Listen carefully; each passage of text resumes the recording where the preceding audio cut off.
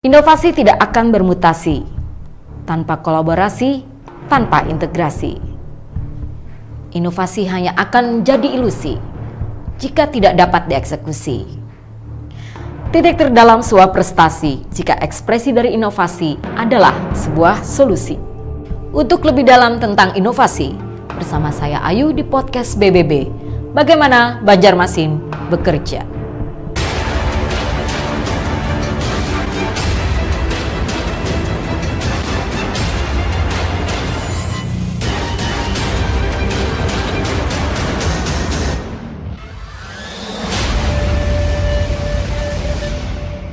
Assalamualaikum warahmatullahi wabarakatuh.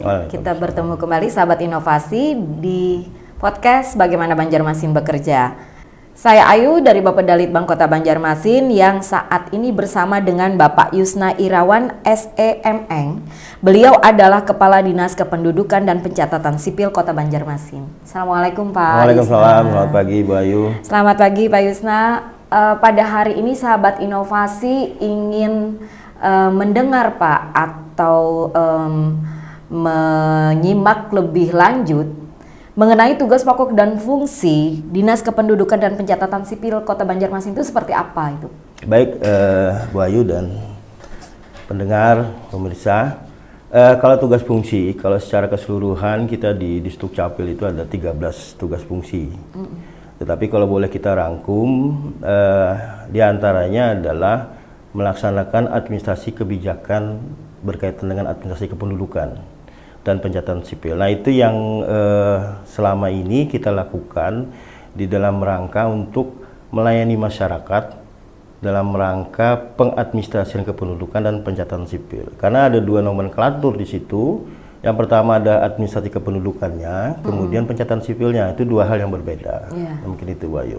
Ya, nah selama menjalani tugas pokok dan fungsi ini Pak, apa sih sebenarnya isu strategis yang paling krusial Pak di Dinas Bapak? Sebenarnya adalah berkaitan dengan pelayanan publik ya, karena ini adalah pelayanan ke masyarakat. Jadi intinya bahwa ini yang selalu kita perbaiki setiap tahun, setiap hari dan sebagainya berkaitan dengan pelayanan publik. Baik Pak, dalam mengatasi isu strategis ini tentunya akan muncul inovasi-inovasi yang dihasilkan dari Dinas Bapak. Bisa Bapak ceritakan di sini Pak, inovasi apa saja? Kalau inovasi kita sudah jalan sebenarnya, ada beberapa inovasi yang sudah kita lakukan seperti misalnya Pakasam ya.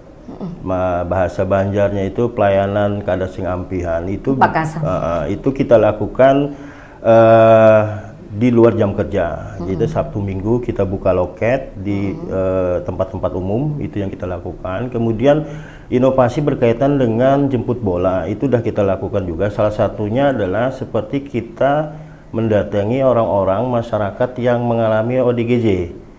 Nah itu mereka kan tidak bisa ke kantor, ke UPT dan sebagainya, itu kita lakukan jemput bola. Kita siapkan nomor telepon, kita kerjasama dengan kelurahan. Kemudian juga untuk orang-orang sakit yang memang tidak bisa melakukan perekaman KTP. Nah ini kita lakukan juga, kita datangi mereka, kita foto. Karena apa? Biasanya orang-orang seperti ini dia akan perlu bantuan dari dinas sosial dan sebagainya. Nah, dokumen administrasi kependudukan ini harus kita lengkapi. Nah, itu tujuannya kita. Masih banyak sih sebenarnya inovasi-inovasi yang sudah kita lakukan. Misalnya, diantaranya lagi adalah seperti ketika anak baru lahir, kemudian mereka langsung mendapatkan 3 dokumen.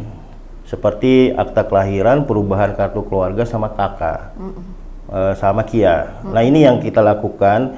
Banyak sebenarnya. Nah ini adalah ya inovasi yang sudah kita lakukan selama ini.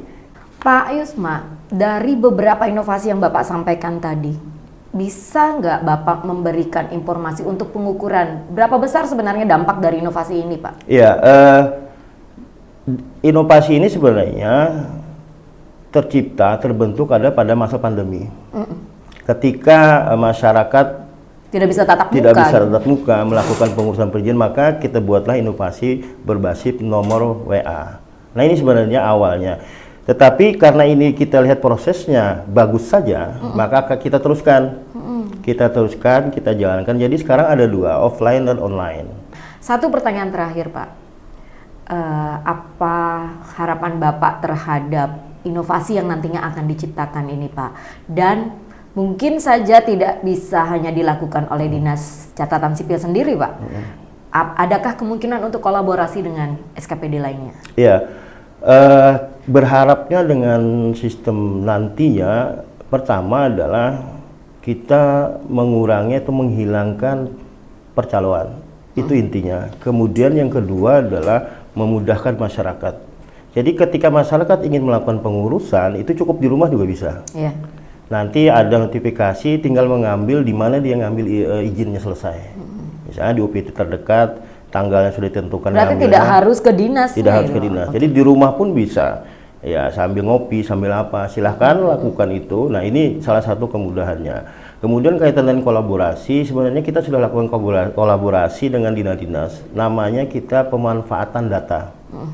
Kita sudah 8 SKPD, kita sudah lakukan pemanfaatan data, kemudian 4 kecamatan.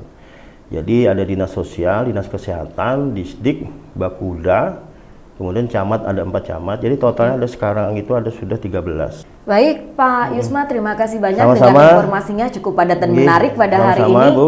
Sahabat inovasi, kita cukupkan bagaimana Banjarmasin bekerja. Terus melahirkan inovasi. Terima kasih. Assalamualaikum warahmatullahi wabarakatuh. Salam inovasi.